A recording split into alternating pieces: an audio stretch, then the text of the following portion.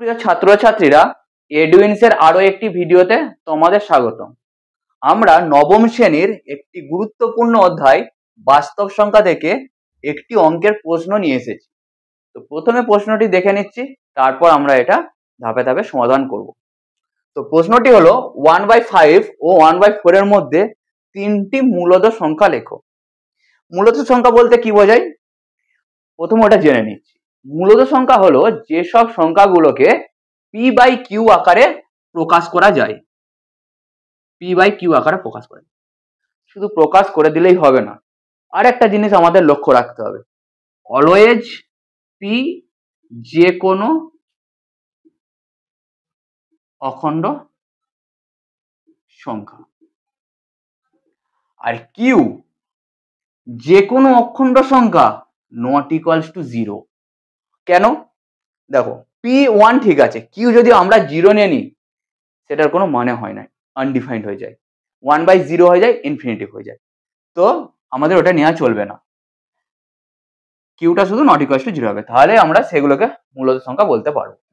আমরা কিন্তু এখানে দেখে বুঝতে পারবো না এই যে ফ্র্যাকশনাল নাম্বারে যে কতগুলো মূলদ সংখ্যা আছে, কি মূলদ সংখ্যা আছে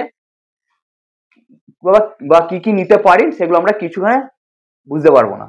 তো আমাদেরকে কি করতে হবে, ফার্স্ট এই দুটো যে ডিনোমিনেটর আছে, এই দুটো ডিনোমিনেটরকে যদি আমরা সেম করে দিই তাহলে আমাদের কি হবে, নাম্বারগুলো বুঝতে পেরে যাবো। তাহলে ফার্স্ট কাজ হচ্ছে আমাদের ডিনোমিনেটর সেম করা। তো ডিনোমিনেটর গুলো কি করে সেম করি, তার এগেনস্টে আমাদের নিউমারেটর মানে লবগুলোও চেঞ্জ হবে। তাহলে আমরা ফার্স্ট কি করছি, ডিনোমিনেটর চেঞ্জ করব। ডিনোমিনেটর চেঞ্জ করার জন্য মানে ইকুয়াল করার জন্য, চেঞ্জ করে ইকুয়াল করার জন্য আমাদেরকে ফার্স্ট করে নিতে হবে 5 আর 4-এর লসাগু করে নিতে হবে। তাহলে 5 আর 4-এর লসাগু কেন করব, কারণ ওরা কোন জায়গায় গিয়ে মিট করছে সেটা আমরা জেনে নিচ্ছি। তারপর আমরা এখানে মাল্টিপিলটা করব। তাহলে 5 আর 4-এর লসাগু করে নেব।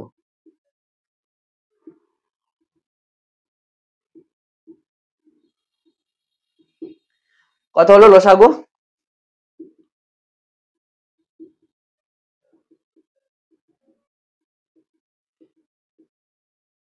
20। তাহলে আমাদের ডিনোমিনেটর গুলো কত হবে, 20।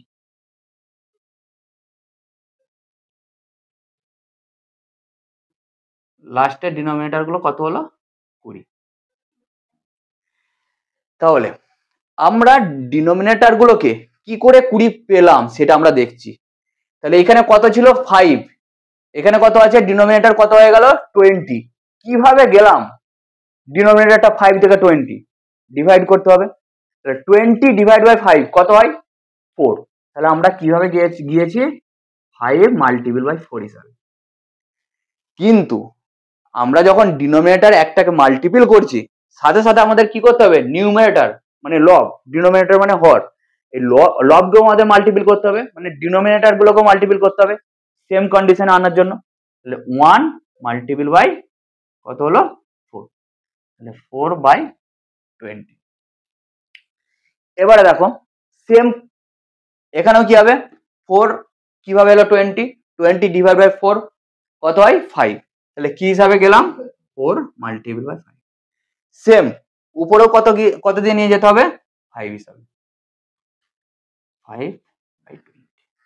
দেখো 4/20 5/20 মধ্যে কোনো মূলদ সংখ্যা নেই, তাহলে কি করব, এরপরে মূলদ সংখ্যা বার করার জন্য আমাদেরকে কি করতে হবে, এবার তাহলে আমাদেরকে 4/20 5/20, দেখো তিনটে বলেছে, 3 + 1 মানে 4 দিয়ে এটার লব হরকে আবার এটারও লব হরকে মাল্টিপল করে দেবো। এর লবকে মাল্টিপল করলাম, হরকেও মাল্টিপল করলাম, লবকেও মাল্টিপল করলাম, হরকেও মাল্টিপল। দেখো এটা কত বেরোলো, 16/80 ইকুয়ালস টু কত বেরোলো,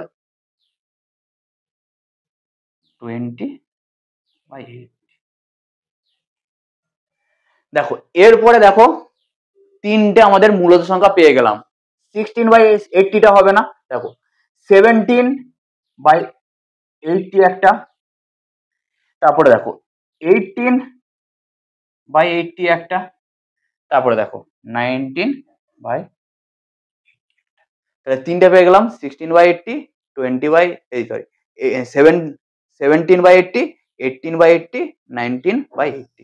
তাহলে আমাদের 1/5 ও 1/4 এর মধ্যে তিনটি মূল সংখ্যা হলো এই। আজকের ভিডিওটা এই পর্যন্ত। তোমাদের ভিডিওটি কেমন লাগলো অবশ্যই জানাবে। এছাড়াও বাস্তব সংখ্যা থেকে তোমাদের যদি কোনো প্রশ্নের সমস্যা থাকে আমাদের কমেন্টে লিখবে, আমরা সেটার সমাধানের ভিডিও পরবর্তীতে নিয়ে আসবো। এছাড়াও এরকম আরো শিক্ষামূলক ভিডিও পেতে আমাদের ইউটিউব চ্যানেলটিকে সাবস্ক্রাইব করবে এবং ফেসবুক পেজটিকে লাইক ও ফলো করবে। ধন্যবাদ।